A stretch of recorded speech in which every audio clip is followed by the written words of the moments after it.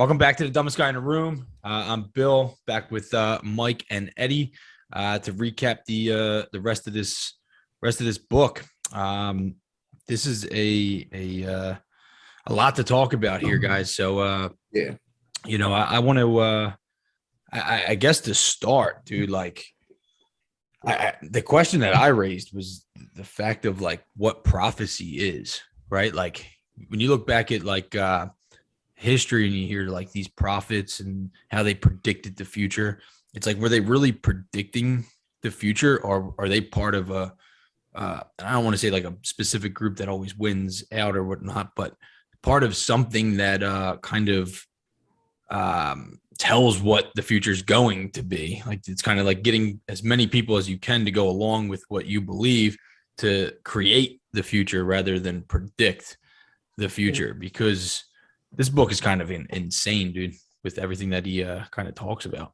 Yeah, and he wrote this right before Obama took office. So that's how long ago he wrote this. And you could see like some of this stuff, we aren't even blown away by it because it's already happened. Like I know. a lot of this, it really is. Yeah, like the wearable electronics for like it's almost like he's describing an Apple Watch before an Apple Watch really existed.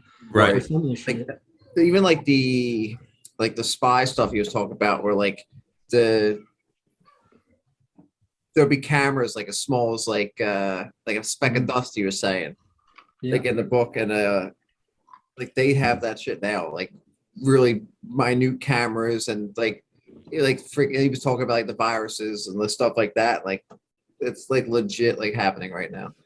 Well, that's why I chose this book, because to Bill's point in the beginning, obviously my take on it is, it's not a question of is there groups that control the future. It's there are, and they pretty much confess it before it even happens. They run simulations. They have big think tanks that come up with ideas to shape the future. They have celebrity endorsements to help them push the masses in their direction. I mean, it's a fact.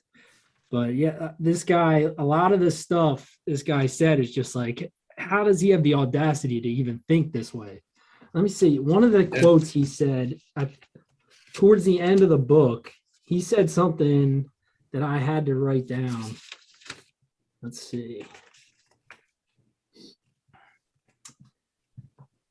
Sorry about that. I told you I have a lot of notes.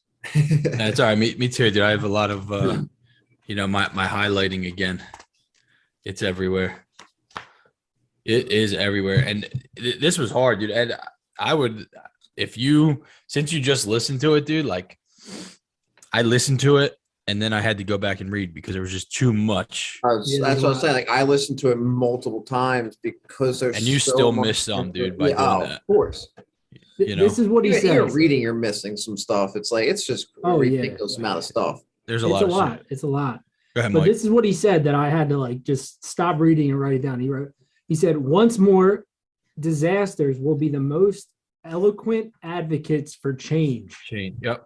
And it's like literally what we're living right now. Like they're using, like the first thing I thought of is you're going to see this health pass that is going to be on your phone that you're going to need to scan to get on airplanes and trains and buses and concerts and all this stuff. And that's just the first step to a whole system of things that could be on your phone that you need proof of to access things that used to be rights that are now privileges. So that's how I took that. But I mean, there's so much stuff that when he was talking about that, like that was my first thought was like, they're already doing that with all these, like the Apple Watches and the Fitbits and the phones. Like they're constantly tracking what you're doing, if you're exercising, like all this stuff, like how your health is, and like with the Apple Watch, like how like it literally reads your heart rhythm and stuff like that. Like they're tracking like all this information. It knows your BMI. I mean, it's crazy. I think it's deeper than that. I think it's going to get deeper than that with the nanotechnology. Yeah, definitely. I think the nanotechnology is not even like anything we can really comprehend because you can't see it. Right. It's not something that you can see, this nanotechnology. It's that tiny, which is absolutely insane. But Mike, I highlighted that as well. Yeah. That same line. And he does is once more disasters will be the most eloquent advocates for change. And the reason when he talks about that is he says that because of climatic upheavals, increasing obesity, and the use of drugs, the stranglehold of violence on daily life, and the more terrifying acts of terrorists, that's what's going to create that. And then he goes into financial crisis, the waves of immigration, murderous and selective technologies, moral bankruptcy, and the wealthiest will one day come along to wake the deepest sleepers. And that's what he's talking about, which is like, makes me question, what part am I playing in this right now? Right. Because we all do have our part. That's what I came to conclude with this. It's like, we're all playing a part. It's just which part are we playing in it? He's demonizing the way we're living right now.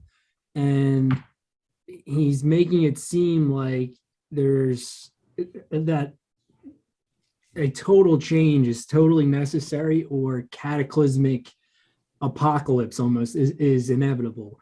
And he gives a few different ways that could happen. And then almost like there's a way to rise from the ashes. And it's literally communism. In chapter 6 of the book, he literally touts Karl Marx as like ahead of his time. And he was seeing the future, even though that's the craziest part, right? Yeah, the whole chapter 6, the last chapter in the book, he's touting that's how he starts. Communism, transhumanism. That's insane, dude. This was written in 2008, and he's talking about what's with the transhuman though. What is with that, dude? Like I mean, what specifically? He transhumanism is literally like merging with AI and bettering yourself, almost becoming godlike. So did you? Abandoning kind of the way we live now to merge almost into one. He talks about like brain to brain conversations without needing to talk, like inserting that brain chip, like Neuralink, like Elon Musk is could be like that virtual reality, like people are never going to leave, and they're going to be sitting in their houses with the headsets on, and like that's it. Well, that's what he's talking about, dude. That's what he said. That Facebook metaverse. That's what they want, man. Yeah, and this like is 2008. that movie with that Player One. Yeah, there's a lot of movies. What's the TV show on Netflix? Black Mirror. That's like this whole concept. Yeah. So this is where it got me with that transhuman crap, dude. So he says that the transhuman will become a rational thing, right? But then he also says that transhumans will start to basically control the world in the government order. But then he goes, this is what he says, dude. Among today's transhumans, we might cite both Melinda Gates and Mother Teresa. Oh yeah. What, dude? Like, exactly. what is he referring to? And then he says, we will also find among them billionaires who have entrusted in the bulk of their fortunes to a foundation, as well as social innovators, teachers, creators, religious and secular women, and quite simply people of goodwill, people for whom the other is the value in himself. Yeah. But like today's transhuman, and then mentions Melinda Gates. Like, what, dude? These are his peers that he sees, like these people at that level are his peers, and he's glorifying them. Yeah. But just think about, for every billionaire out of there, for someone to have $1 billion, that means millions, if not hundreds of millions of people need to have nothing for that person to have that much resources in his bank account. So they're glorifying billionaires, but really, at what cost does it take to become a billionaire?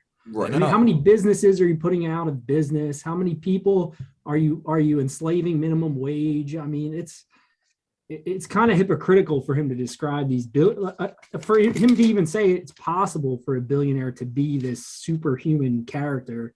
To me, it's a joke. But he says that Vanguard players, I shall call them transhuman, will run.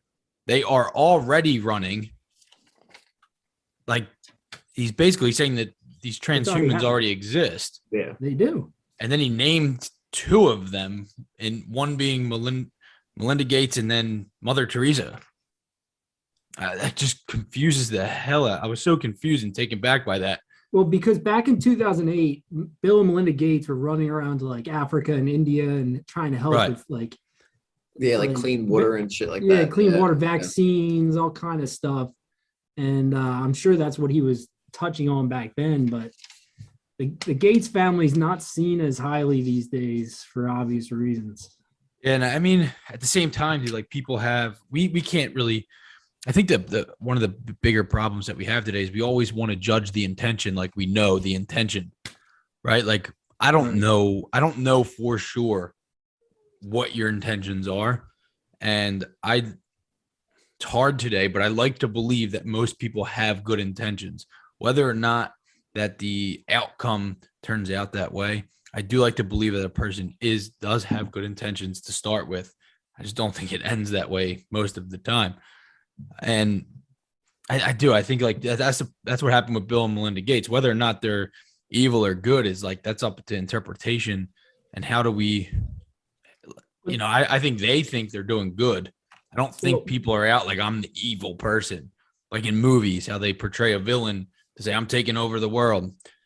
And you're like, oh, that person's evil. It's obvious that person is evil, but like, we can't perceive that. We don't know. I cannot possibly know your intentions. It's impossible. And that brings up a point where they if you read more books like this, they talk about the greater good. And essentially what that means is, yes, some people will get hurt, but if it directs the path of humanity on a better, more evolved level, then it's worth the sacrifices that people aren't able to make for themselves. He's making choices for at that level, all of humanity. But if it's for the greater good, then it's justified in his mind.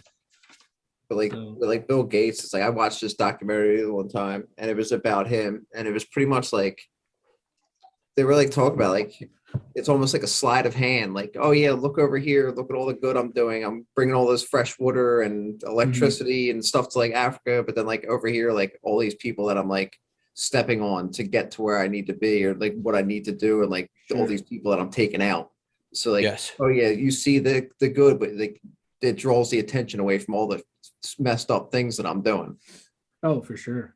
And that is what he says. Hyper democracy will develop a common good, which will create a collective intelligence. And then it goes on to say that humanity's common good is the ultimate objective, and it won't be chasing greatness, nor wealth or happiness, but protection of the things that make life possible and worthwhile. So climate, air, water, freedom, democracy, culture, languages, and fields of knowledge. The common good will be like a library that needs to be updated and maintained, which is, it just doesn't make sense to me, dude. Like, he says going forward, now that we have this technology and possibility for transhumanism, that this information will always be available forever going forward, as long as technology is around, and will be able to be built upon and whatnot. But I guess my question is, did you guys look into the Georgia Guidestones? Because I wanted to go, but Eddie made me wait. Yeah. Eddie said he wants to, because he's coming down to visit. He's like, we're gonna go down, dude. I was like, it's not that far. I know it's an hour, but I have an itch to drive that hour like right now. On those 10 brand new commandments on there, it's exactly what they describe, where the UN will come up with a global constitution, a planetary planetary constitution that they will oversee. Bill read them all. and that those 10 commandments will now govern the world, and they're an hour from your house, bro. I know, dude. Maybe I'm safer then. Maybe the apocalypse is going to be created to make sure that thing's still standing, and I'm only about an hour away, so I might be all right. Well, if shit hits the fan, drive to that mountain and stand under the stand right there. And then Ed, like when you were saying about the the robots and the cameras and the little things. Yeah. He says that they're gonna, through nano robots and other self-replicating pathogens that could destroy the biomass. Then he goes on to say the blue jelly, which I want to The look up. gray. No, he says a blue jelly. Oh, really? A blue jelly, the ultimate nanotechnology weapon held exclusively by the planetary government, will be used in order to combat the gray jelly, a planetary assistance and security force with the best equipment discussed above, will protect the environment and combat piracy. What the hell is the blue jelly? I don't know. He doesn't really talk about it, does he? No, he just says the blue jelly, and then in parentheses, the ultimate nanotechnology weapon held by the planetary government. Kind of scary given what's going on right now. It's Right. just scary that he talks about this planetary government like everybody knows about this planetary government. Well, Bill, you've been talking to me long enough. You should be caught up on what this planetary government is. I mean, It's probably like that whole was it G8, like that whole meeting. Those people probably Oh, are the dude. ones. the Bilderberg group I sent you, and Yeah, like Yeah. they're probably the ones that are. It is, in dude. charge of They, that. they talk about it in here. They talk about those types of groups, the global groups that all get together. and they Peace. talk about NGOs like they're this like holier than thou entities that are only set out to help people. When I don't agree with that. They're out to help themselves. Like, Put it on. It's time, dude. So just so everybody knows what's going on. You know what I mean? Mike, You, you need to just wear this look every day, good. bro. You didn't really think it through with the headphones. Nah, but You need to cut a I hole just in got to something. stop the 5G from entering into my brain. You know what I mean? Did you guys see? Did you catch the one thing he mentions euthanasia like it's a popular form of like choice death, and he's like people will he acts like these bad people who are not on the agenda will attack euthanasia among other things that are going to be in this new society. And I'm like, I'm reading it. It's like one line. I'm like, what the hell did he just he just went straight over euthanasia like it's a common form of. Yes. I know there's some states that actually like. Yeah, I think like allow you- Oregon or something. Yeah, like they'll allow you to pretty much Well, be medically Switzerland. euthanized because like just like if you were like terminally ill with like cancer Yeah. or whatever, like if you were like gonna die and you don't want to suffer, like they'll do it for you. Yeah, Switzerland just came out with a pod that you can lay in, and it'll pretty much put you under, almost like you put a dog to sleep. Yeah, You yeah. lay in this pod, and it'll take away your suffering or whatever.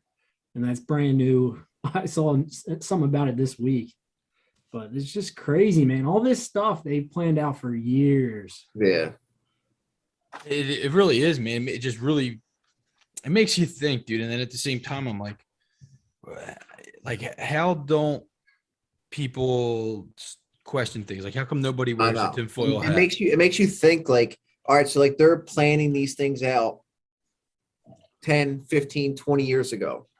And they know that it's going to take 10, 15, 20 years to implement They said to be able to slowly integrate it into society to where people don't realize it, or like they're just so oblivious that like they don't care because they're on their phones like this all day long or whatever the Yeah. fuck. Well, that's what he he says. mentions Dude. 40 years in there.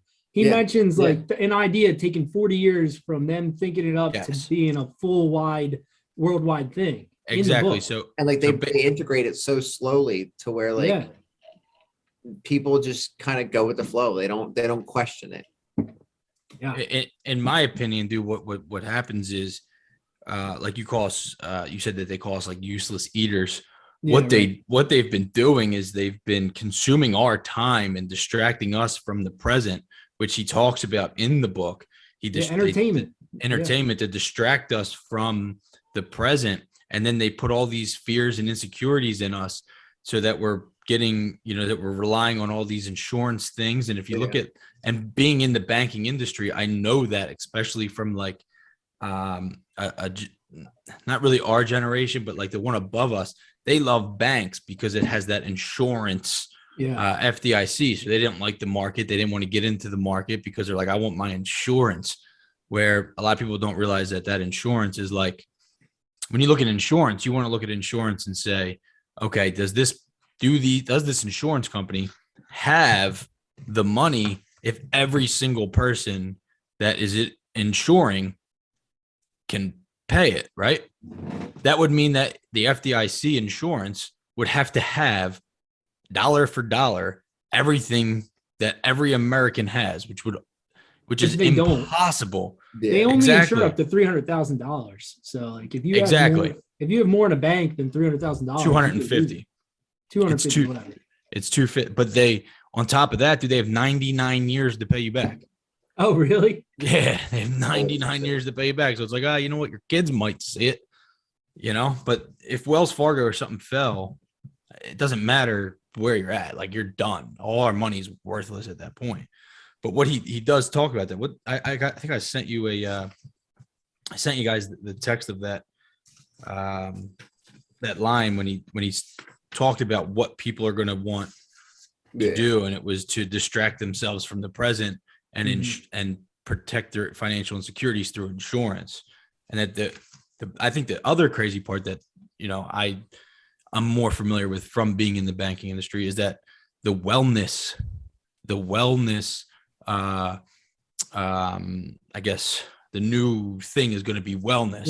And if you go back to 2008 when everything crashed, and what came out of that was financial wellness.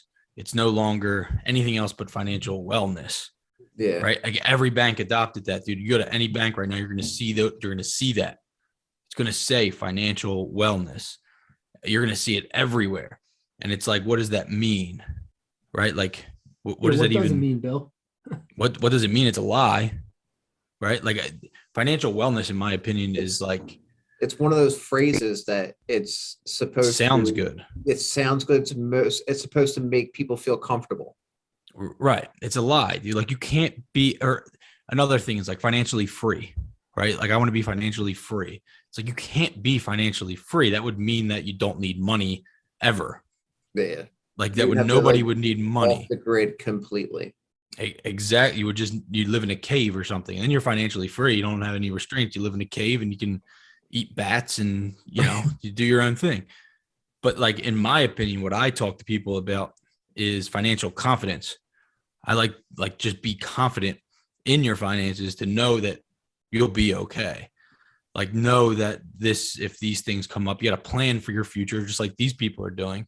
And what they do is they make us live with instant desires and live out these like instant gratifications, right? Like, that's what they want from us, so that they can put a bigger plan together that's more generational and not really just based on themselves, but to control things generationally, and not just like, feeling that instant gratification for things.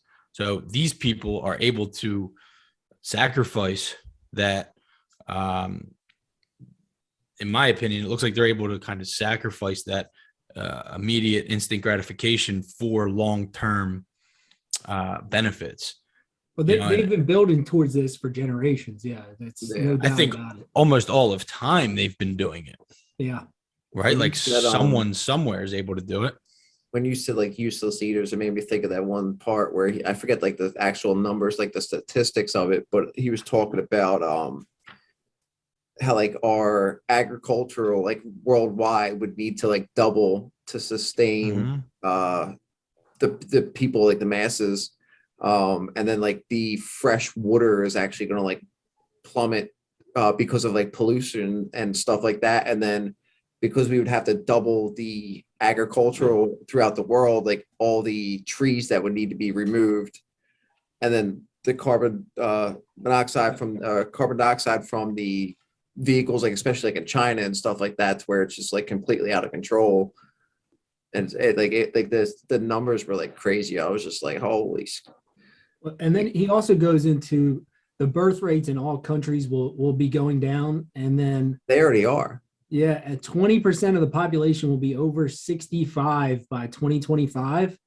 So number one, that's a huge number. It's probably bigger than it's ever been. And I find it kind of ironic that this whole situation that we're living in right now is occurring as the population is the global population is in its oldest it's ever been. Yeah. And like from like being in the medical field, like it's already been happening. So like Yeah. there's not enough young people to take To care fill of all jobs. these old people. Yeah. There's so many old people. And then There's- he says financing retirement across the globe is going to be a huge issue. Urban infrastructure going forward will be a huge issue. And eventually he says something about, where is it? He mentions China and he says, where the fuck is it? Oh, China and the US will have to come to blows over the US deficit, saying that it's inevitable that the US cannot pay back what we have borrowed from China and other countries, but mostly China. And that when they eventually it's going to come to a point where they're going to have to settle this and it's going to be a war. That's what he means by that. And nobody's improving that. We just borrow more and more money and they're happy to give it to us. I know. And I think the scary part about that too is because after when he says, they're going to have to go to war, he also talks about, and I never really thought about this, but when you look at all of the wars, the winner of the war is the one that creates a new technology, right? Like the new technology is what wins a war. And if you go from like what we had at World War II, a nuclear bomb, and then he's talking about all these nano things. And he literally says in here that they have the ability to process these nanobots that will can specifically find their target or a leader to take them out, and we won't be able to see it, just like COVID, right? Like you can't see it. I don't know where it is, what, you know what I mean? I don't know where it is, but it's here. One of the reasons we borrow so much from China is because I forget the number. I think it's like 80% or so, like 85% maybe. I know it's a high number of like the Earth's like natural resources and like precious metals and stuff like that. Like they have control of. Yeah, and a lot of them are in Africa, and they have control over them in Africa. Yeah, and Australia. It's crazy. Yeah. But we also put over a third of our budget into the military, which is absurd. Yeah, it is absurd. It is. I'm trying to find that part where he talks about that. But to go back to where we originally started this point with the child rate, the birthing rate. He talks about, and I wish I wrote this down like Mike did, so I could just have it, right here. But he talks about how, right here, I found it. In the 20th century, the mercantile order sought to evacuate the reproductive role of sexuality by making motherhood artificial by using increasingly sophisticated methods, pills, premature labor, in vitro. What's that mean? Help me out, guys. They put the egg already developed inside the mother. Okay, so in vitro fertilization. You're made in a petri dish. They introduce the sperm and the egg, and then they put it into the mother. Okay, so, and then that would go with the surrogate mothers. And in super empire, the mercantile order will even go as far as dissociate reproduction and sexuality. So they would take away the fact of sex. You know how like when the first video we talked about how That's how it is figured out that sex makes babies, that they're going to try to remove that and make sexuality will be a kingdom of pleasure and reproduction of that will be machines. So our babies will be created by machine or this new technology, and then everybody will just be having sex for pleasure, or not even sex, because he talks about masturbation, because we're not going to really have human contact anymore. In like China and like Japan, like they have it's so bad to where like all the males are just having sex with sex dolls. Yeah. And like they're and then they have sex with them, have sex with each other. Now I wrote that down as well, and I don't know if either of you guys have read Brave New World, but if not, we gotta throw that in a couple books. But it's written by a guy named Aldous Huxley, and he's a part of the crew. His brother was a big eugenicist, And it's basically describing the future of where we go from the values we had in the 1920s, and then 100 years later, there's a war and terrible things break out. And then once you get through it, the people that are still left are now in this futuristic world where there's sex is only for fun. Everybody has sex with everybody. Nobody belongs to anybody. There's no love. People are segregated by their levels of intelligence, and they're artificially made this way in like a lab. So like they add certain things to these embryos to make them, you're going to be a really good worker, but you're not going to be that smart. And they'll call them, so like if you're an alpha, you're the highest. And if you're a delta, you're 4 or 5 levels down. So they label you by how smart you're supposed to be. And that's who the class is you hang out with. But it's just funny because a lot of these things that are talked about in this book, he talks about in this book. So it's like they are all on the same blueprint for the future, where they want to dehumanize us to evolve us into a species that is more docile and less loving. Oh, the state raises the children in these schools, and there's no family. It's already happening. Well, there's no families at all. Like the words mother and father aren't even really understood by kids because they don't exist. So we'll have to read that book in a couple books, but it's an eye opener for sure. I heard of that in the one. 1920s. I actually heard of that one when you said it. I was like, ooh. But because I read a lot with about Huxley. Yeah, So Aldous Huxley. Yeah, I've heard about that book. I've not. That's what I was looking at my Audible to see if I had it on my queue, because I have all these credits with Audible. So like, that's one you definitely tons of books that I need to still kind of get through. But that's scary, isn't it? Like to me, it's scary, dude. But like, do you think it's good or bad? Right? Like, or are we scared? I think it's terrible. I mean, I got a family, you got a family. I mean, that's one of the best parts of being alive is your family. Right. So like, here's my question is what we love is where we invest our life. Right. So if you take all that away, what you just said, you're basically taking love away. And what the fight is, in my opinion, what this guy's trying to do is avoid suffering at all costs. But in order to do that, you have to take away love, because I never felt the suffering until like my dad died. My mom's diagnosed with cancer. My aunt passes away. My grandparents pass away. And then you start thinking like my kids and all, like that is where love comes from. It's like where you invest your love, you invest your life. And the more you attach yourself to those people, you suffer when they're gone. You know, I don't know. I don't really know. I know more about like Eddie's family history with death than yours, Mike. But until I lost my old man, dude, like my aunt hurt and my dad hurt. Like I lost part of me because I did. Right. And like, in my opinion, what these people are trying to do is they took that suffering and they're like, all right, how do we get rid of this? Yeah. And it's all right, that's a great explanation, Eddie. I mean, Bill, that is literally the premise of A Brave New World. So they have this wonder drug called Soma in the book. And anytime you're feeling down or out of touch, they have you take this drug, and there's no hangover, no side effects. But as soon as you take it, you're lifted out of this like depressed state or whatever's wrong at that moment. You take it, and depending on the dose is like how high you'll get. But it takes away all suffering. But yeah, you're right. There's no family.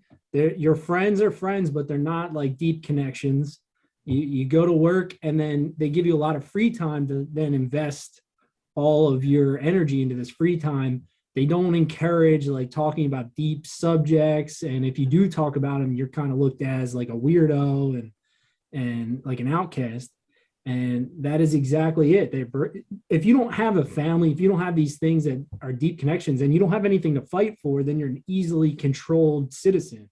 Exactly. Maybe that's what it is. I mean, Like it took me, dude. I'm smiling again. I'm happy again, and it took me a long time to get through it, dude. But to me, that's the meaning of life, bro. Like life is suffering, and if I want to feel, yeah.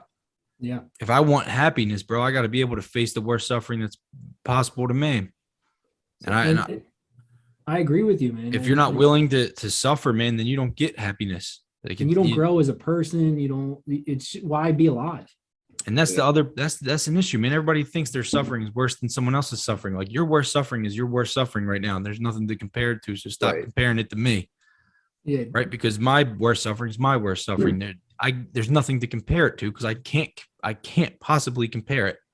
That's why I hate when all these fights in today's world is like, you don't understand. You're not a woman. You don't understand. You're not a man. What? I don't. All I know is that my suffering is the worst suffering that I've ever faced, and I'm sure you have the same thing.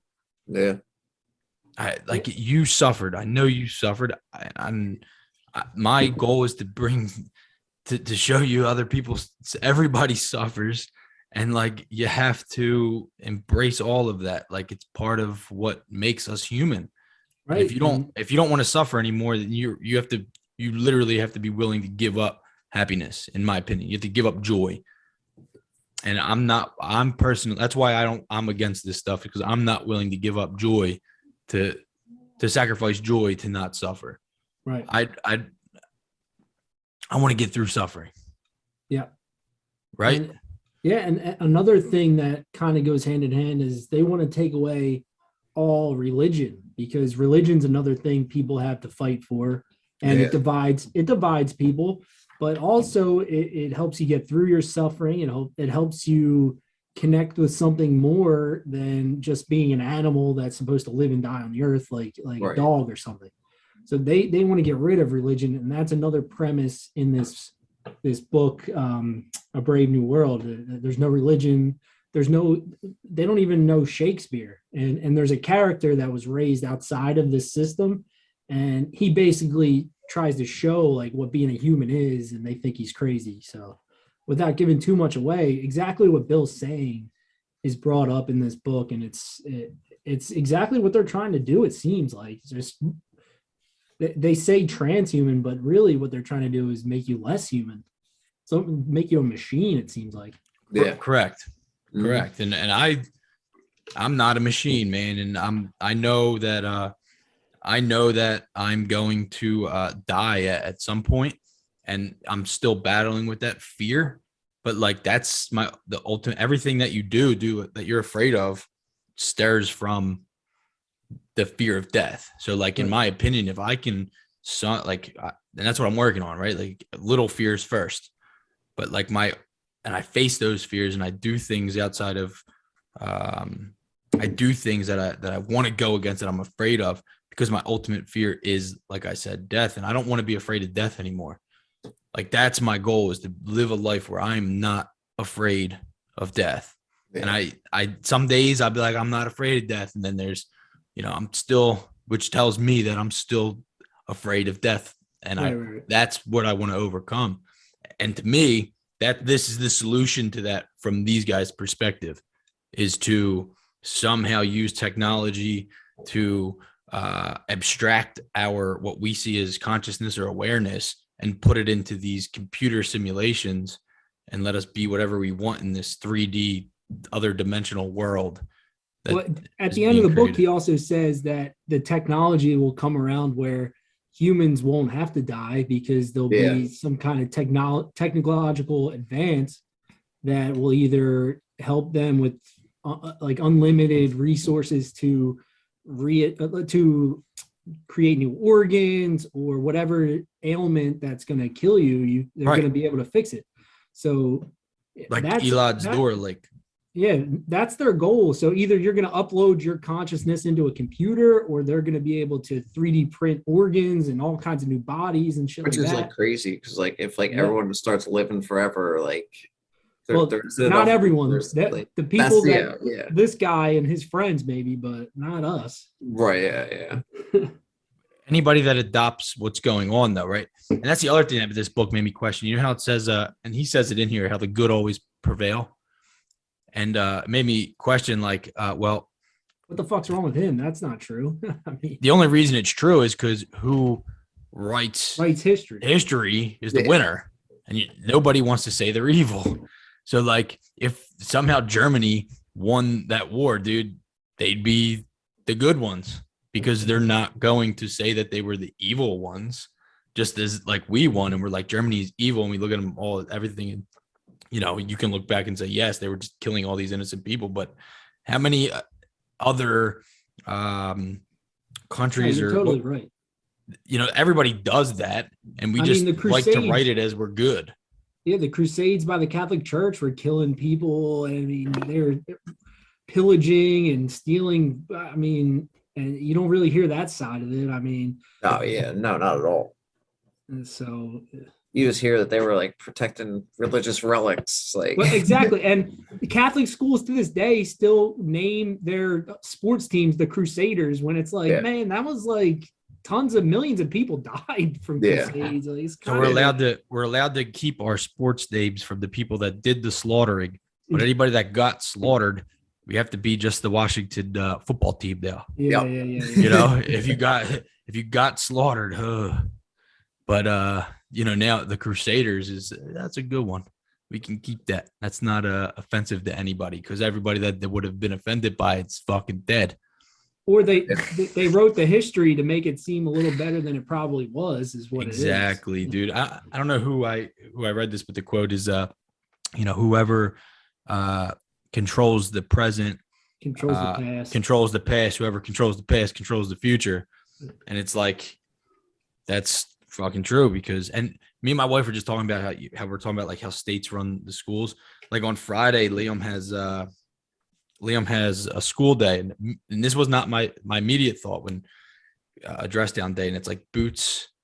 I forget what it's called, dude. It's like you have to wear cowboy boots and flannels. I forget what they call it. Like I want to just say it's called fucking redneck Christmas. Where I really don't know what it's called. Cowboy Christmas. I think that's what it is. Cowboy Christmas.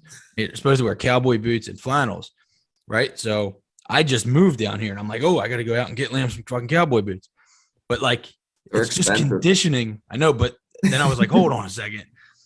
I'm always talking about how these schools are indoctrinating kids and things, and like something like that seems just like it's all in fun and stuff. All that's doing is instilling the culture to stay in this area of like what Southerners think and do. And it's, for me, I'm new here, and I'm like, I just want like, I think it'd be funny and cool, but at the same time, I'm like, damn, that's how easily this is done. And think about the Eagles, right? Going to school, how many Eagles days did you have, and how many of the girls and people that weren't really into football wore Eagles because they're like, it's Eagles Day, I gotta get. It's brainwashing, man. Your parents go out, you get the Eagles jersey, and it's keeping the tradition going without even realizing it. You think it's just all about fun, and it is, but it's really a distraction too for that instant gratification and progress. Think about country music, for example. Like, all right, work as hard as you can during the week, get fucked up on the weekend, go to church on Sunday,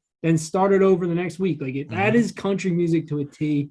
Or my boyfriend cheated on me, I'm gonna go kill him. Like that is all they sing about. And it's like, and had rap music. They're teaching you, rap music's way worse, to be honest. It's worse, but it's keeping it. It's a culture. It keeps thing. You in this little bubble. That's all this music is. Like, don't think beyond what your life is. You got a great life. He talks about music here too. Just music specifically. He says music will increasingly become the great comforter in the face of sorrow, periods of mourning, solitude, and loss of hope. And then he has a little asterisk there and says, recent studies of the brain's reaction to music show that the effect of listeners is entirely positive, soothing, comforting, and diminishing of stress. So when you're listening to music, because I'm a big music, like I am constantly listening to music and like deciphering lyrics and stuff now. Sure. Especially of music that I listened to as a kid. I'm going back I can see how that probably affected my life more than anything was the music I was listening to. Right. Right. And it's hard to even find some of the songs that I used to listen to, but like music affected my life probably more than anything. And it still does to this day because it takes you out of the present no matter what. Yep. It does. It takes you out of the present. And some of the best like music that I think, because music's definitely something that everybody can perceive differently when they listen to it. But like I love music that's very philosophical, and a lot of times that same music, dude, like I could see it from the perspective that I used to listen to it in, and then how I can perceive it today. And it's like a whole different song. The song has it just because the way that like you kind of put these things, like for example, like J. Cole, Kendrick Lamar, like a lot of those rappers, their meaning in those songs, dude, is way deeper than what you would think if you're not a deep thinker. Yeah. If you're not a deep thinker, dude, you take that stuff the wrong way. And I could be wrong, but like, because I'm not them. But in my opinion, that music is powerful.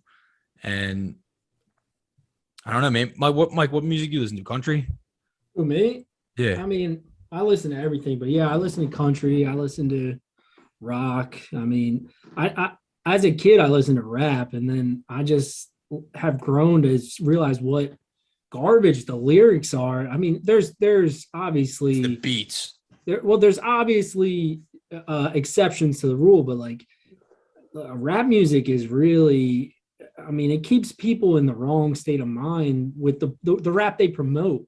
Not that there's not rap you can find out there, but like if you hear it on the radio, like that shit is garbage. Some of it's good though, dude. Like Some of it is good. So they play a lot of J. Cole and Kendrick Lamar. But if you listen, but here's the thing with their music, dude, it could be perceived in so many different ways. And if you're not a deep thinker, you could be perceiving it completely wrong in the wrong type of way. Yeah, like so Kanye, dude. Kanye, if the majority of the genius. people are perceiving that in a negative way, correct, it's not a good thing. Like if the majority of people are taking it for face value, then it's affecting people in a negative way.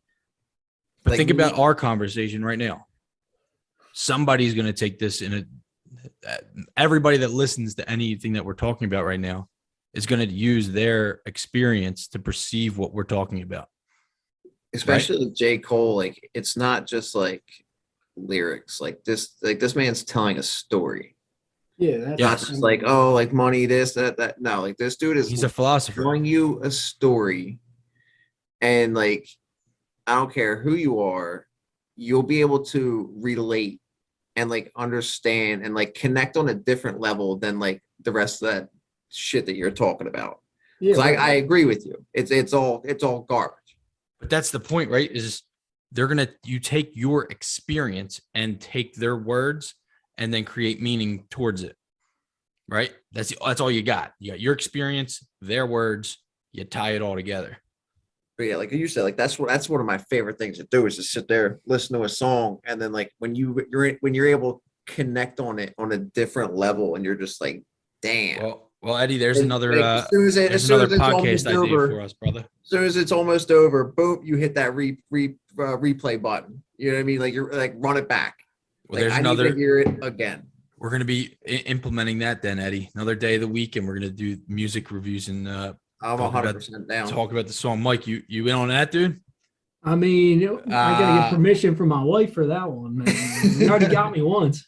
I do have you. I'm trying to lock all these down, dude. I'm trying to just make you. It's going to be all three of our podcasts by the end of. This is fun though, dude. I don't know about you guys, but I really enjoy it. Yeah, that's fun. I think it's more than fun. This is important. Like you got to be reading stuff, and like you can't just consume their entertainment because you're just going to be a freaking potato. Like you're not going to have any mental development or stimulation. You're not going to better yourself if you're not reading books and trying to have conversations about it. You got to put this on sometimes. Once in a while, you just got to throw this bad boy on and just try to think that maybe you're not fucking right. Mike, when you were talking about like how in the book, when he says like, he's talking about like time, like that's the only thing like we can't like recreate pretty much. Right. Yes. Like, and that made me think of like how you were saying, like only the wealthy people are gonna be able to like live forever type thing because like they got the money and the resources to do it. There's this movie, The that's Justin Timberlake one. I think so, where you can buy time Yeah, and yeah, like yeah. pretty much live forever as long as you've got the money and the resources to do it. Like Yeah. it made me think of that. I was like, oh shit. Got to sell your soul. Yeah. That's potentially what you're doing, right? When you become transhuman, Yeah. right? You're selling what makes you you. But and it's funny in the Bible. Not that I'm big on the Bible, but like there's a verse that says, in the end, there will come a time when man will seek death and not find it. Like he will want to die but not be able to.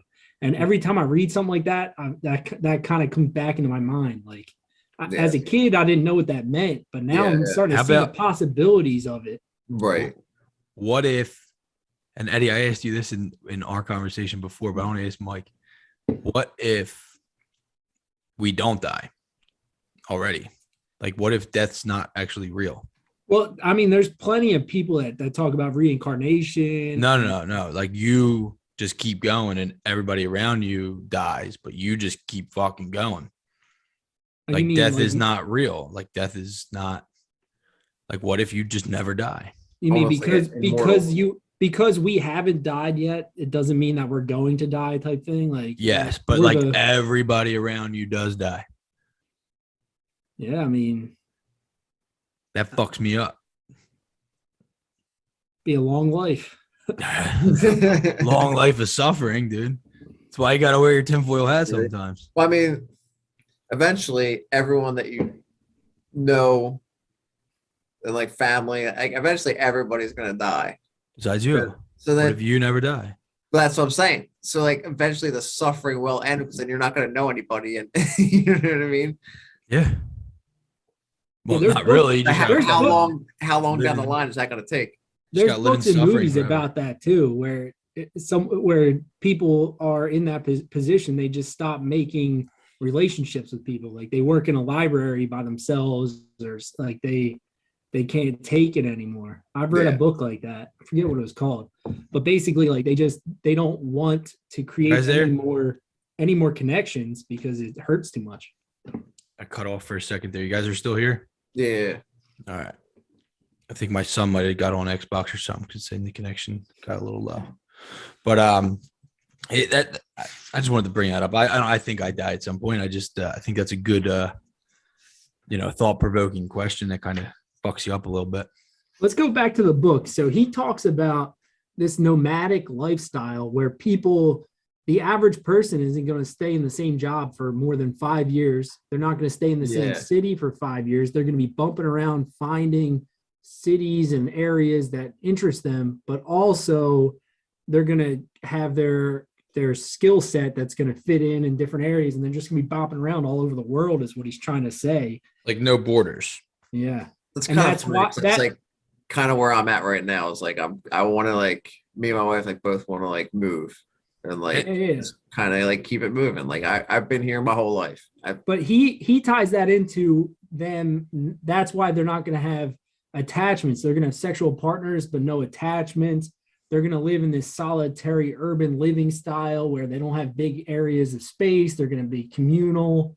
And if I read a book by the World Economic Forum that talks about having these smart cities where everybody rents things and nobody really owns anything, but when you need it, you'll like type it in your phone, it'll come, you'll borrow it and send it back. And that's the future that they want to build. So I think the crazy part is if you think back in like just recent history, dude, like most people when they went on vacations and stuff, they went on vacations to be adventurous, to do things, to surround themselves with other people, have fun, party. You know what I mean? Like that was what family, like Disney and all that stuff. Break from your life. Yeah. And then what he says here is tourism is going to evolve in a quest for silence and solitude, for meditation, isolation, retreat, or inaction. And then he says that the sedentary lifestyle will be the last privilege enjoyed by children. They will often live with their grandparents while their parents, more and more likely to be separated, will take turns spending time with them. Yeah. And then What a and then- crazy take. Yeah. it sounds crazy until you go look at like all the social justice movements, and they're like, they want to what do they say? They want to destroy the family Unit. the family unit, like and that's literally like in their thing is like destroy the family dichotomy, almost like they want to get rid of it. And it matches up with this stuff. I gotta take my hat off because it's bothering my headphones here. I mean, I'm it's gonna kind of keep like it's all like there's tons of families that are already like that, to where like the grandparents or Sure, A sure. lot, dude. A somebody lot of else families. watches their child while either like it's a single parent or both parents, like they just don't have, I guess, good enough jobs to where they both have to work 40 hours a week, if not more, Right. just to keep the family afloat, keep a roof over their head, pay for schooling or whatever. And like, so the time that should be spent with their child, they're grinding away just to be able to keep a roof over their head. Now they have either the grandparents or if they're lucky enough to have grandparents or a family member. If not, then you have a random babysitter through an agency or whatever watching your child. Sure. And It's crazy because like then your child could grow to have a relationship or attachment to this person when like it should be with you. You know what I mean? Right. but think about For when sure. that suffering starts for that kid, because if their Yeah. parent, if It's they're never there. so I look at my old man, right? I was 29 when my dad passed away, and that was my dad, right? And if my dad never took care of me and I had to live with my grandparents, that my dad or whoever grew up as my, who I kind of adopted and attached myself to would have Right. been his father. Yeah. And imagine how much younger I would have been when I lost that person. So I would have had to face suffering at an earlier age.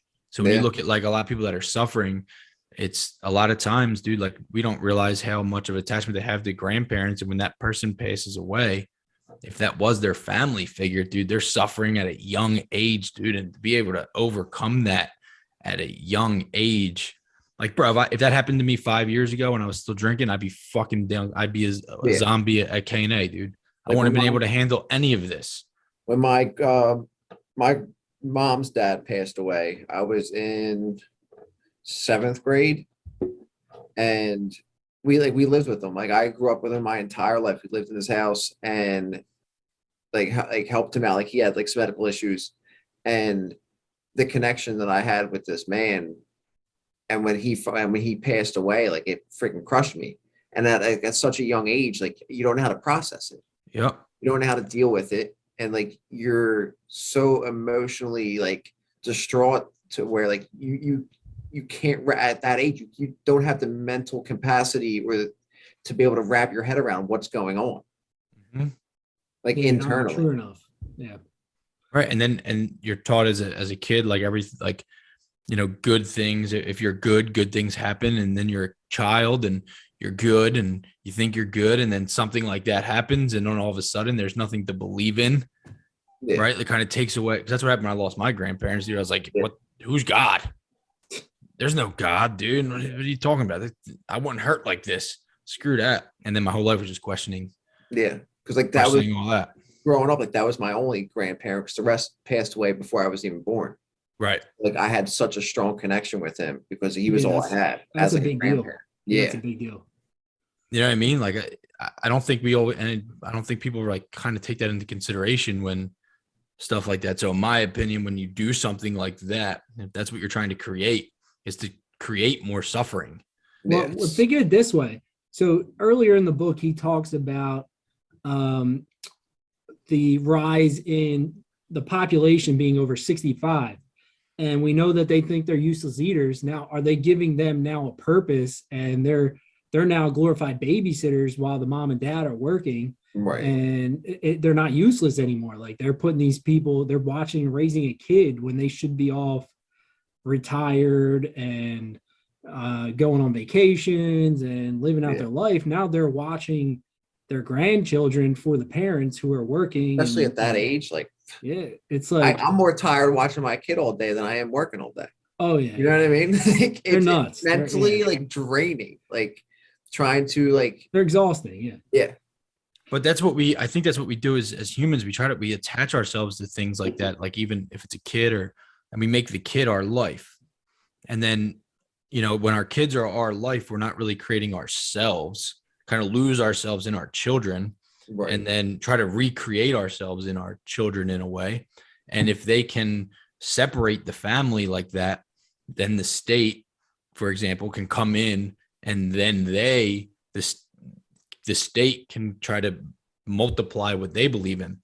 And he they talks already about do that shit. They already I the know. entertainment for the kids is brainwashing. If you watch this stuff, it's dude. like they got their agendas in everything. And I don't want to say anything specifically because I don't want to ruin your podcast, but they got every little agenda mixed into these little kids TV shows and movies and stuff. It's in Can't all ruin of them. Can't ruin my podcast, brother. I do that myself. Well, I mean, you get your 26 views. I don't want it to go down to like 13 or anything. Dude, we got like 70 something, I think, dude. I was in the 400s though, you bastard, until you came on. Yeah, well, you brought me on my were- first podcast to talk about the thing you never talk about on YouTube. Brother, I'm different. I'm different. But like I said before, dude, I think if this is stuff that people need to hear, if people want to hear, they're gonna find it at some point down the line. I just gotta keep doing what I love. Put the titles in your title of your thing, and people will isn't find it? Yeah. I don't remember, but you put the title of the book and put review, people will find it. I did, We're gonna get the wrong people. I think I'm like 15 down though, because there's another. It's all good. It'll go up. There's a few other books that start with a brief history of the one book that keeps coming up is Sapiens. I don't know if you ever read that one, like the brief history of Sapiens. Which I don't read that shit because I think a lot of it's fake history. But yeah, go on. I mean, what's real history, dude? Exactly. And everybody takes it in like that's my thing. I think that's what I come to realize after all of this research is I don't know fucking shit. Exactly. I know nothing, and what I know now is just like for me to find out that it's not true later. Dude, the reason we're here is because we're humble enough to admit that everything we believe could be a lie and it could be something else, or that we believe in right now, not what we believed in and saying it was a lie. I'm saying anything I believe in right now. Yeah. If I believe in it right now, completely wrong. Yeah, I'm open to it being completely wrong, and I want to talk about it. I want to figure out what the hell's going on. The thing is, we will be wrong at some point, right? Like, and I'm positive. Nothing beats time.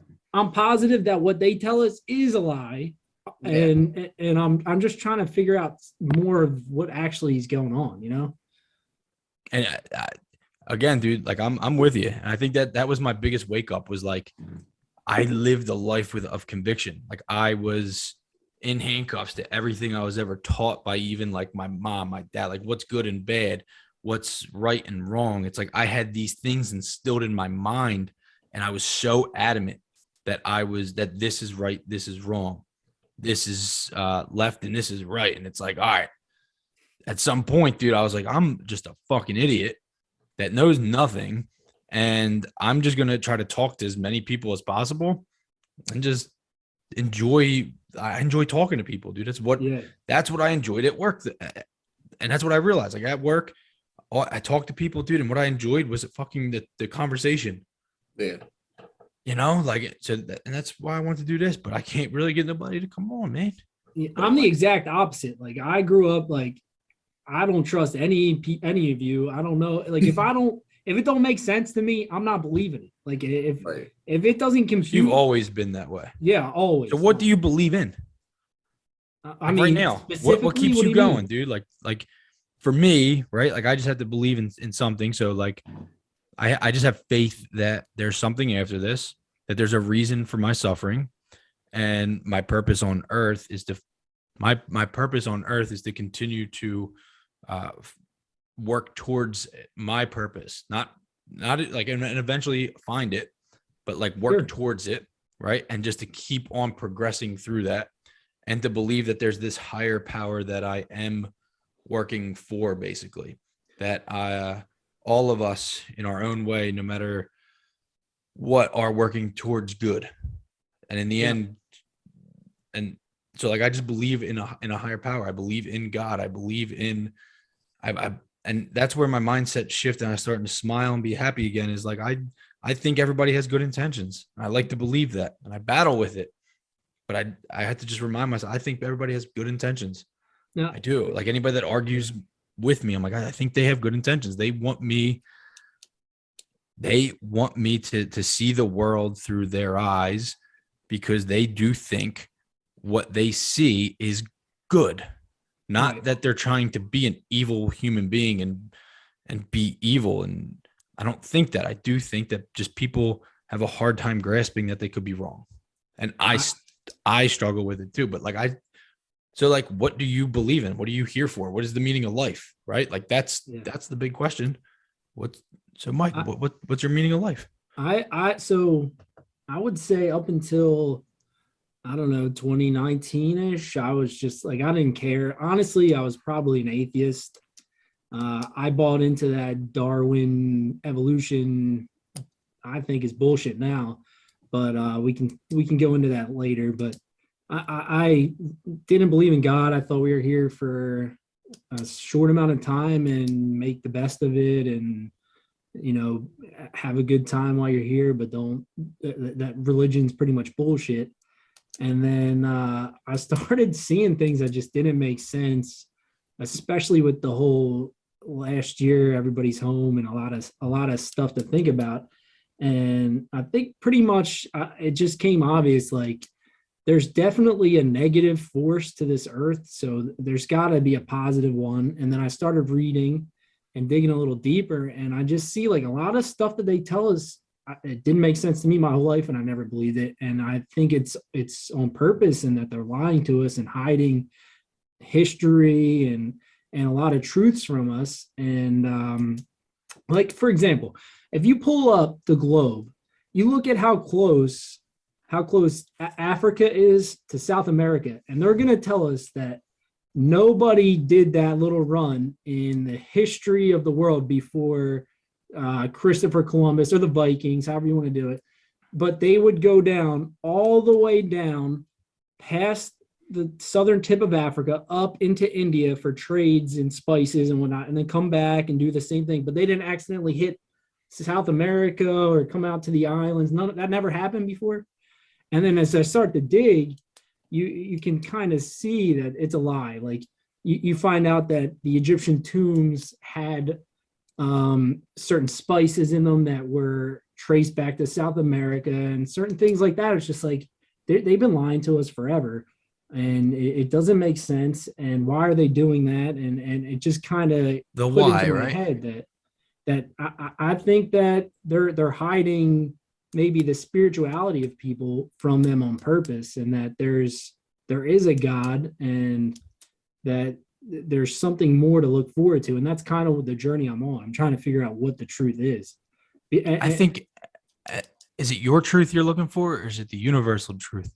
Both, like, I would never put what I think is the truth on people, but I'm trying to find what is the universal truth. And there's a lot of YouTube channels that go into it, and I take all of them with a grain of salt. But if you look, there's evidence that there was like a global flood. On YouTube, they talk about it. They call it a mud flood, and a lot of buildings that there was supposed to be in American history. There's buildings that are gigantic, that there was only 200 people on record at the time living in this area when it was supposed to be erected. And somehow they built this giant cathedral or this whole city, and it doesn't seem like it makes sense. So what really happened before that? Like, how was that this giant cathedral made, and there's only 100 men in this town, 200 people total, when they said it was erected, and it was erected in 5 years? Like, shit like that is just, I'll send you some videos, but if you look into like mud floods and Tatarian stuff, it's pretty convincing. No, and I completely agree with you, and I'm all into that stuff too, right? Like, I'm all into. I just don't think that there's an answer. I don't think we'll ever know the answer. I think that history gets erased as time goes on, and then it's recreated. And if I there are agree. people that do know, what actual history is, I still don't think I don't think that they actually do, because whisper down the lane, right? So like, if me and you lived here since the beginning of Earth, and right now we're trying to explain everything that's happened, we're gonna have two different stories, Yeah, I agree with right? you, but it also kind of, I'm still gonna look, like why not? Yeah. I'm still No, gonna. Now, exactly, right. But I got sucked into that for a whole year with that COVID bullshit. And then I was like, they're trying to distract me. They're trying to distract me. And then I'm trying to dig and dig and dig. And then I'm like, wait, I'm distracting myself. now you have like a better recording Right. system, tracking system. You can take photos now. You can video. Like there's so many more ways to capture history. The present. You can capture the present to show us But in later, right? 100 years, they Yeah, could still yeah, go yeah. back and erase this shit. There, I mean, the Well, they same. already are, Yeah. because like this video, for example, this never took place. Yeah, they can erase it real quick. 100 years from now, even if they don't erase it, dude, like, this is going to be the history for somebody maybe down the line that finds it. And then that's the only part of that one person's history, because they found it, right? So like, when you're looking at the media is capturing moments of the present to create the past, right? Yeah. Like they're everything you see on the news, everything that you see, that's all things that the media is telling you, and we're getting an emotional connection to, because they're showing it to us as if it's ours. So the more you watch it, the more you believe that this is your life. And if you just shut the TV off, or put your phone down and live your life, you'll realize that that shit is not your life. Right.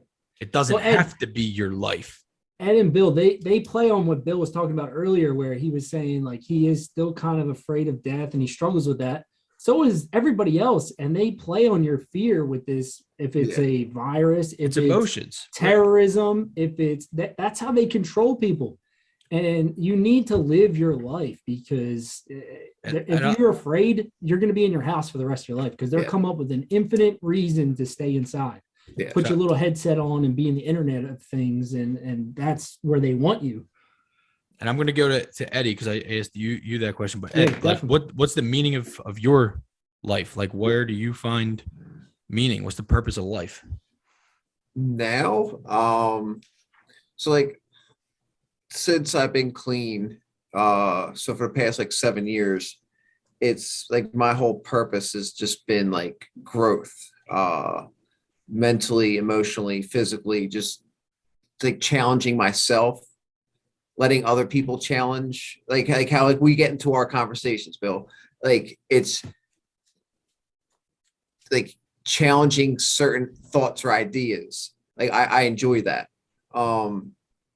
So for like the past like 7 years, it's just been like trying to push myself to learn more, to educate myself more, to just to grow as a person, to be able to sit there with someone that completely different than me and just sit there and listen and like to what they have to say, and their thoughts and ideas, and like their perception or perception of like similar thoughts that I've had, but completely different perspective.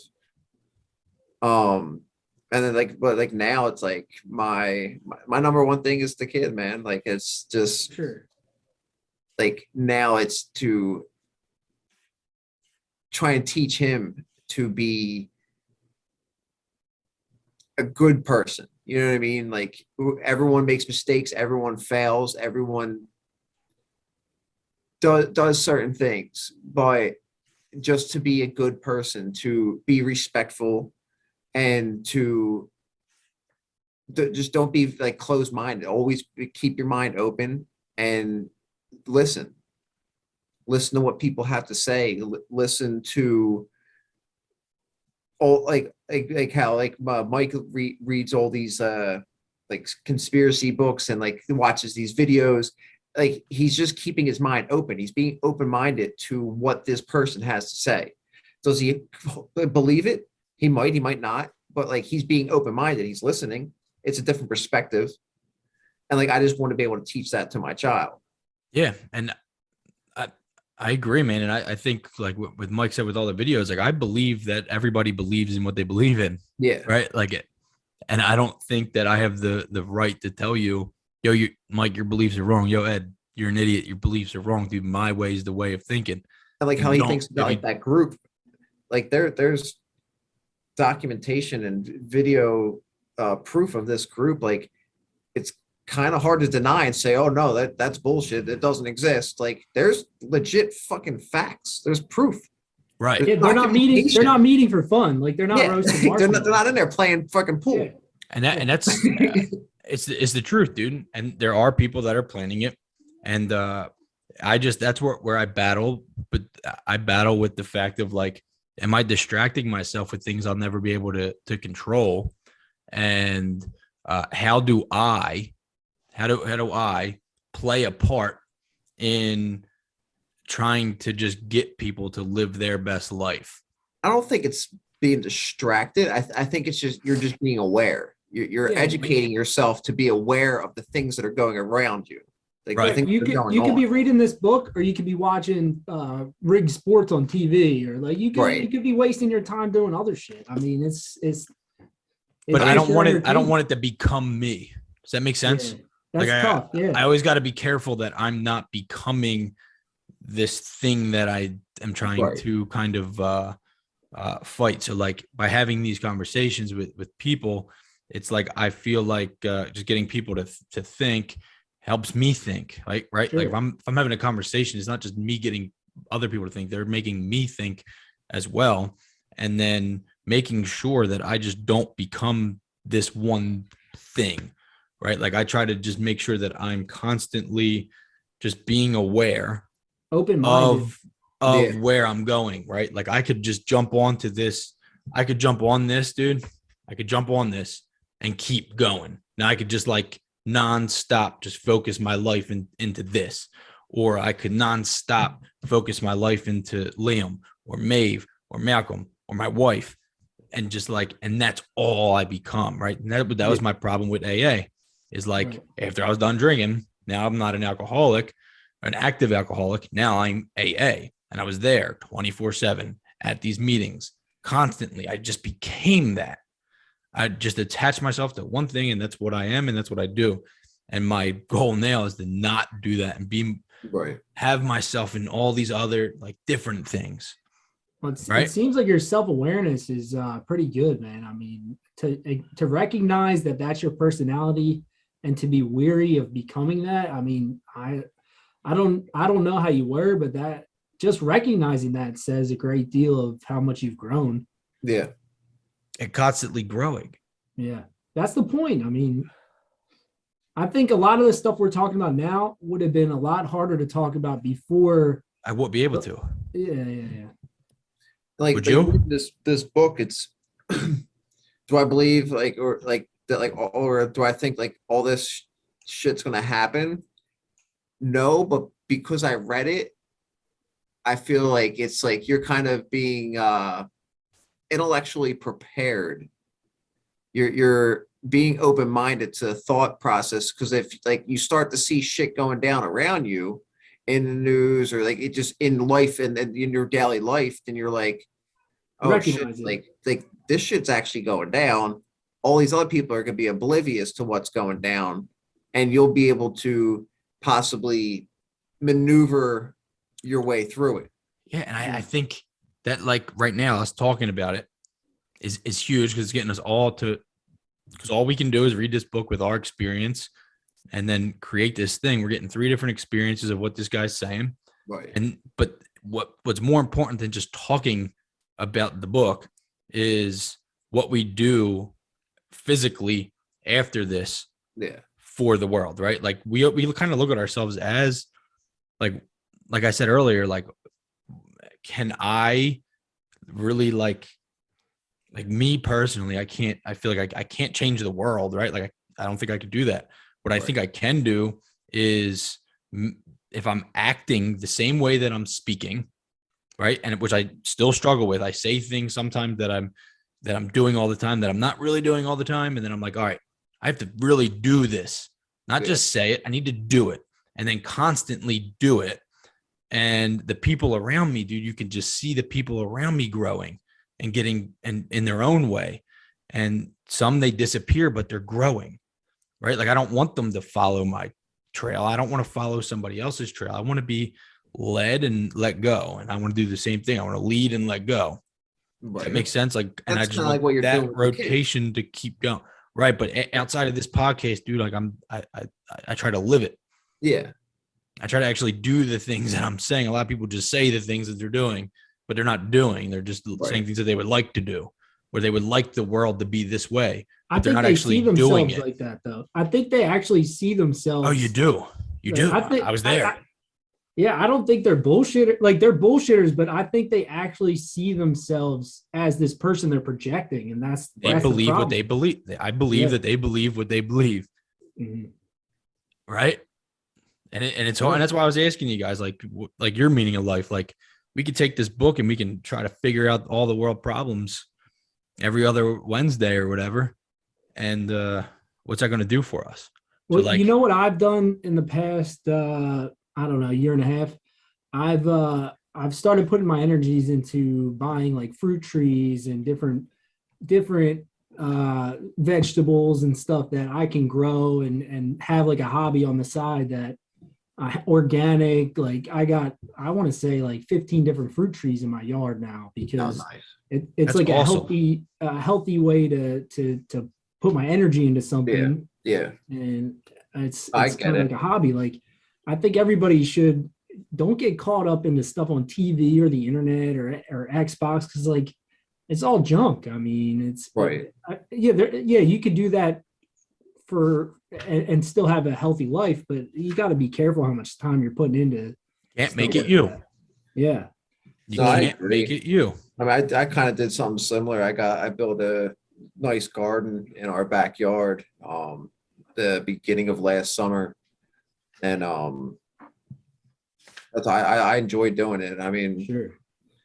It's start with something little, man. It's something to get outside and just kind of, and the baby loves it. He'll freaking grab a tomato right off the thing and just start eating it. Like that's awesome. Yeah, so like it's pretty cool. Like now I think we got like a blueberry bush out there, and like there's like spices and they're like all like the vegetables are dead now, but the spices and stuff are still there, and the blueberry bush is still there. Sure. I'm gonna take you guys up on that and try to get my garden going back because I suck at that, dude. My wife would, bro. My garden, the one I have here, dude, it had fucking pumpkins, watermelons, all this stuff, dude. It all died with it the first week I got here. But my God. Yeah, dude. Oh my God. You know what I mean? I'm not good at taking care of nature, but I was never into that stuff. But I'm gonna take that as a bet that I can't do it. I'm gonna do it because it was really cool. But then and again, this is just an excuse for why they all died, you know, but that was not even a thought of mine. Like I didn't really care about that stuff. Right, and then the stress of moving, but like, it's just an excuse.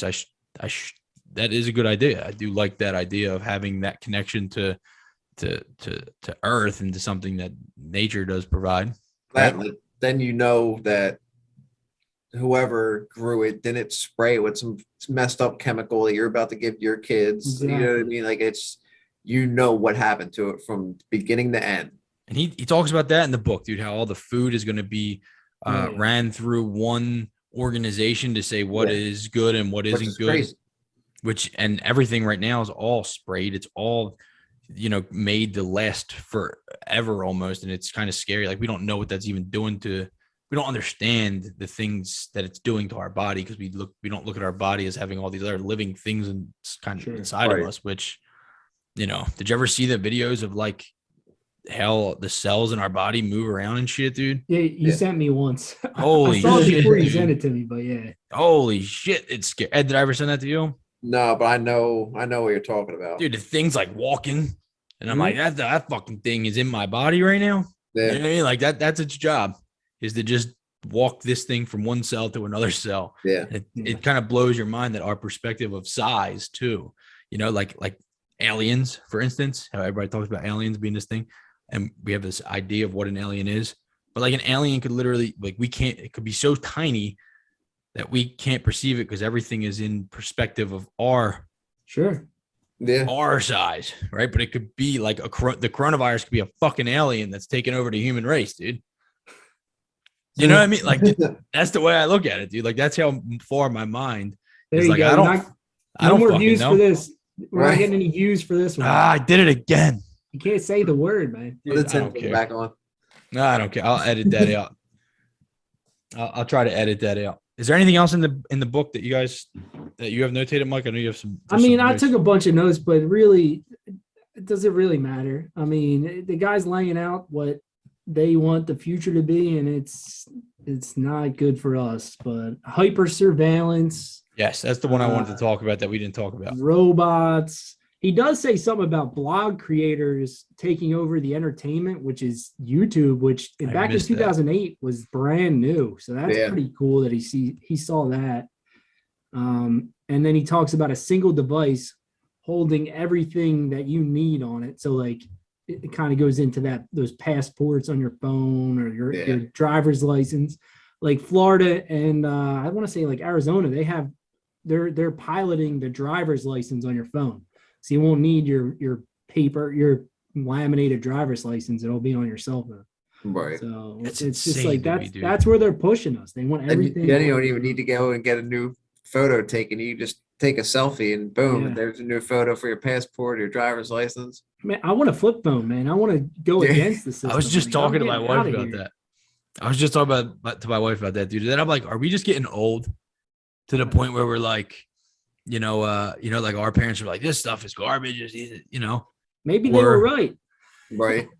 I think they were right, dude. I think that's what it comes down to is like they were right, because when it came down to like video games and stuff, a lot of people weren't saying these are dangerous to society besides a very select few. And that's now me going back and trying to find that stuff. But there was only a select few people talking about the dangers of technology when the technology was rolling out. There wasn't really that many people, but the hyper surveillance, the one that what I want to talk about, but he talks a lot about infrastructure and hyper surveillance and how I want to read this one thing. He calls them the Watchers. The Watchers. Yes. He says he wants to call them the Watchers. And he says that they're going to have all of these sensors. Where is it at? He's going to have sensors. This is the last final thing I wanted to at least. Sensors will be built into materials, motors, machines, fluids, bridges, buildings, and dams to keep permanent long-distance watch over them. Products, machines, and people. Products, machines, and people will also be equipped with identity tag on a radio frequency, which will enable businesses to raise the quality of their products and productivity of the factories and distribution networks. Like I said, they're already doing that, dude, right?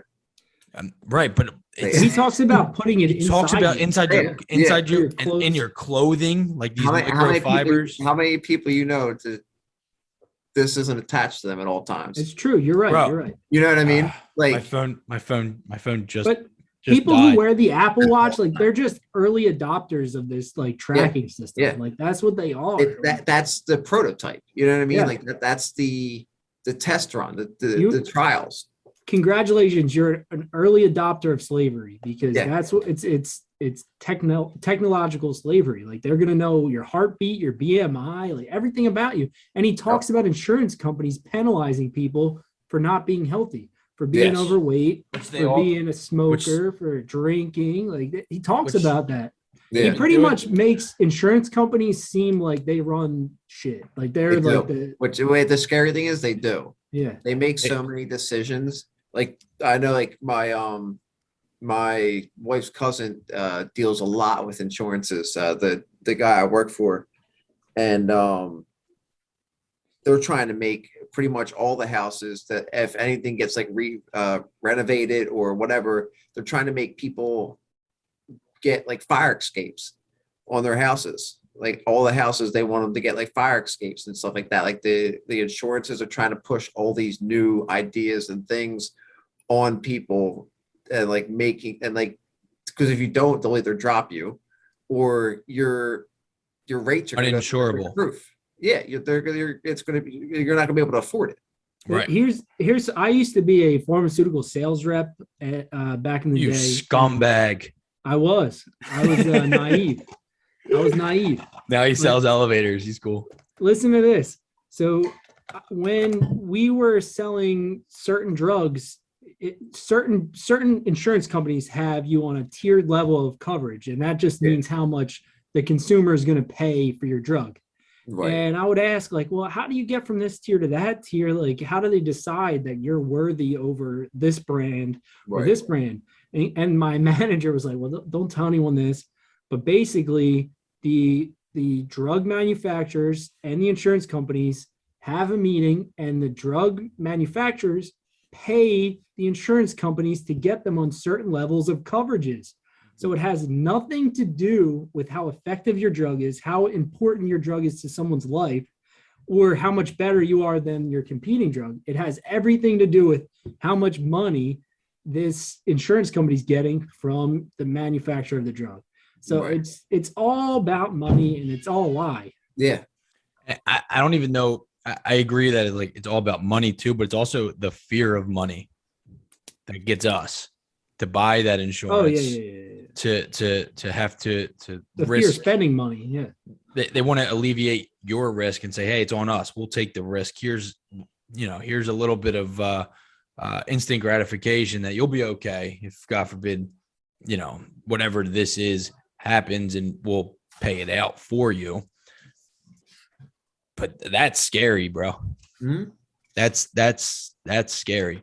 But I think that all of that kind of stuff has always been going on. I think that most rivals, it definitely has.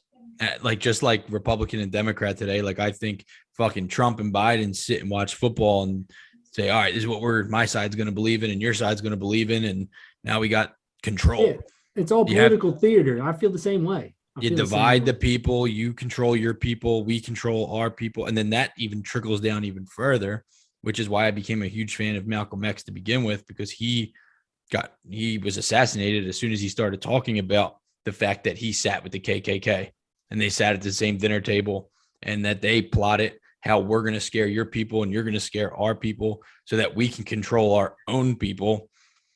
But really, it's both of them fucking together. And then the next time he goes to talk, the dude, he gets fucking assassinated, and nobody wants to talk about the impact that man had on our society, because it actually solves problems and doesn't create them.